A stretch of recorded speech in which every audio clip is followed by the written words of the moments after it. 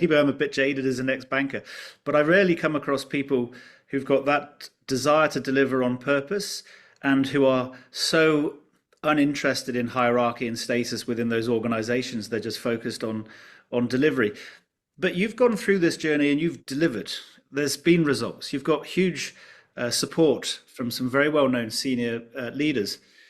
Why is it so difficult for others to see that your approach is working and to try to catch on and apply the same in their own spheres? All right. People have to ask themselves, why do you want to lead? What's the real reason? Not what you tell people. If it's status, it's money, power, you're going to make power, status, and money type decisions. But if you're driven by something bigger, you will make the right kind of decisions. The second one is know thyself. It's written in the Oracle of Delphi, know thyself. So rather than trying to be something else, know your limitations, know where your strengths are, and play to your strengths and minimize your weaknesses. The third one is try and be authentic self.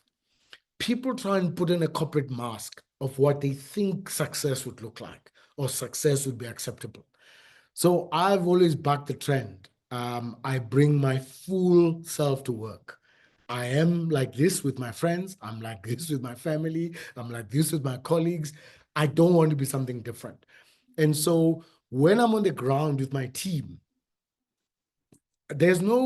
we are here, we're driving long distances in different countries. We are in the north of Nigeria, going to different states. That's you. There's no title there. There's no desk saying CEO and whatever. So I think people are messed up by those things. And the last one is people become slaves to the REM. Remuneration is important. And remuneration for performance is important. I fully subscribe to it. But you can't be a slave to remuneration.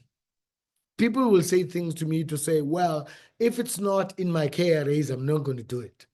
If it's not in the scorecard, I'm not going to do it.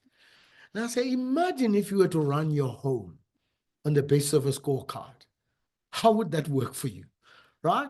We know what's right and wrong. Of course, it's good to have some metrics of sorts, but you can't just be a slave of the metrics, because what you would do is that a customer would call and say, I didn't get the service. And your response would be, we're within SLA.